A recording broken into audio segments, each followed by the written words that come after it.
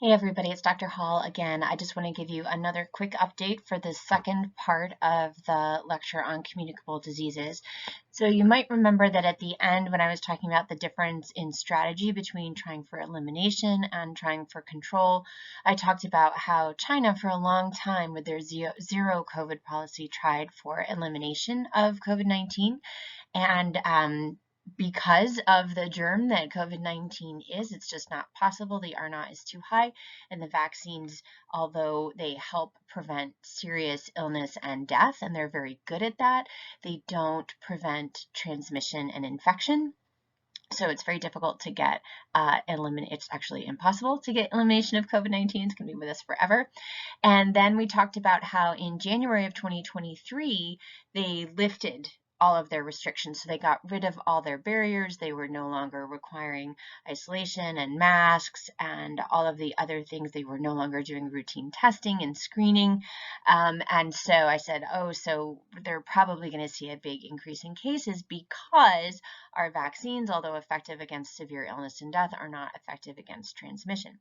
So let's take a look at the data that we have. Here it is.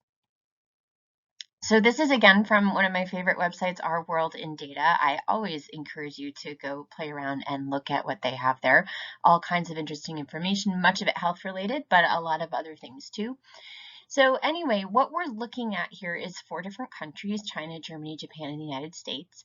And we are looking at, in the top, do I have the right, sorry.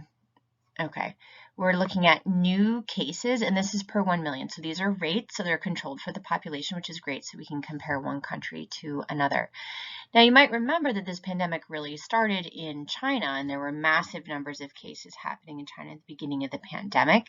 They built huge hospitals in the span of a week because they had so many people who were severely ill. But if we look at March, 2020, we don't see much. Coming from China. And if you look down at deaths, so the lower is deaths per 1 million people, you can see there's a little tiny blip here in kind of March. So China is a fascinating country for many reasons, but they do not have a free press. So information is very tightly controlled by their government. And although they were reporting out cases and deaths, the entire international community has been very suspicious that they were severely underreporting cases and deaths, especially, they were using drone footage and satellite imagery to actually look at how busy their crematoriums were, because most people are cremated in China. And based on the crematorium activity, they were pretty sure that China was vastly underreporting their deaths. So this is unfortunate because we can't really know for sure what's been going on in China because we're not getting accurate and honest information.